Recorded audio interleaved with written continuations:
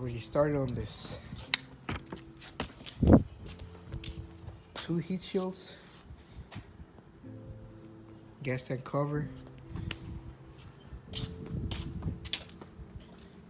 e-brake cables out, ready to come out. Not done. And done. It's ready to be bleed. What's going on, guys? So I just showed you a few clips of how I did this conversion. And basically what you want to do is just I mean, you don't have to. I mean, everybody has different ways to do it, but I removed my exhaust, like from the cat to the muffler. I left the muffler on. And what you're gonna have to do is remove that heat shield and that one over there, and then this cover right here for your gas tank.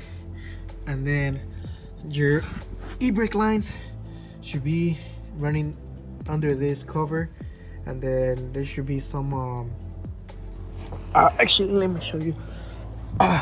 It's held by a few clips. You can't really see that, but they're behind this. But yeah, you're just gonna have to unscrew it from the inside and then unscrew those. Have the e-brake line loose. Remove this one, those two. This is a 14, those are 17s, and we'll just remove the whole assembly. But for the brake line, you can reuse your old clip. Make sure you clean everything with brake cleaner or anything that has alcohol or something. That way, like, your brake fluid doesn't eat your paint or whatever. So you gotta make sure that you clean this once you're done, and adjust everything, and tight everything to spec.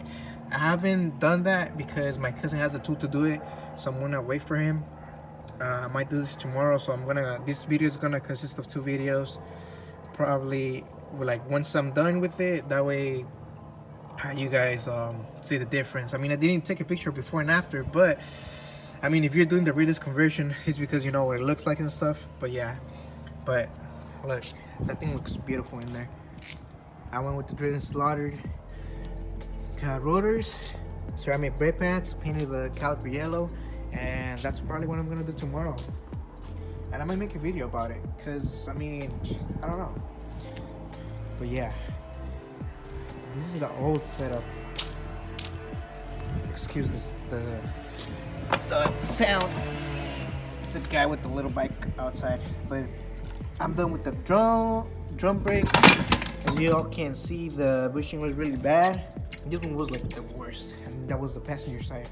So we have new bushings right there, and I ordered a tow, but I'm debating on whether I'm gonna put it on or not, because one of my friends told me it's not worth putting it on because it's aftermarket, and I don't know, he was just telling me that it's gonna give me a bunch of problems. So I'm gonna ask a few other people and see what they think about it, and then I still have to order my camper kit for the rear and the front as well.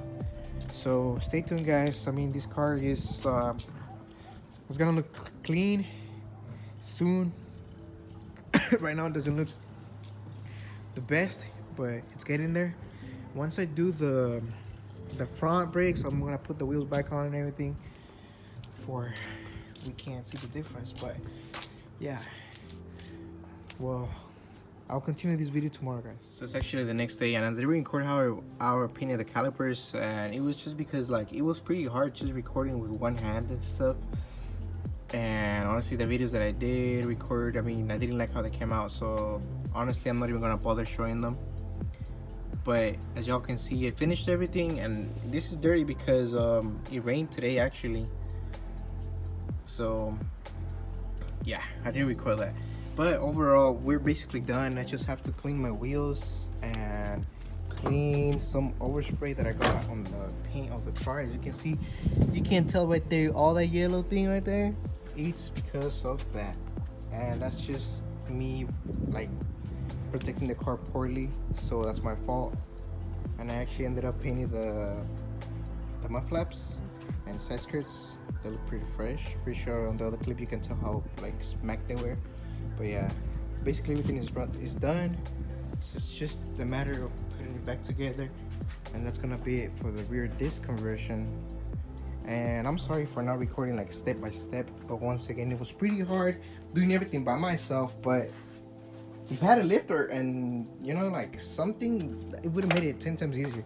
But if you have any questions, if you're doing this, hit me up. I'll be more than welcome to answer your questions and guide you through it. And trust me, if you have a friend that can help you out, that will make everything 10 times easier.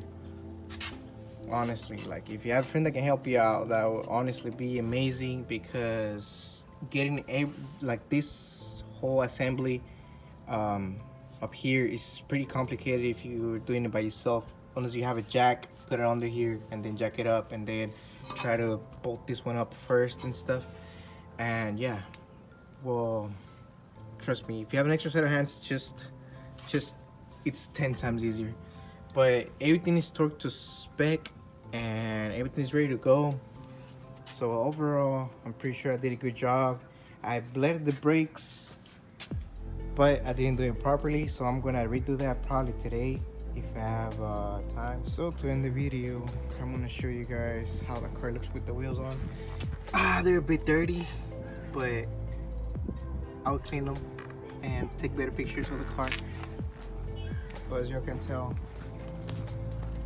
the paint looks good, the rotors look good. Honestly, just the rear disc conversion completed this car, because I wanted to have a yellow calipers in the rear, because the drums honestly look like retarded if you paint them. And yeah, look at that, the paint looks good. Those are like just like water spots, but yeah, look at that. There's more things coming for this car, just a few more. But yeah guys, stay tuned for more, like and subscribe. And if you have questions about the rear disc conversion, let me know. Honestly, like, I'm willing to help. I did it without like any knowledge, but like I learned how to do it properly. But yeah, stay tuned guys.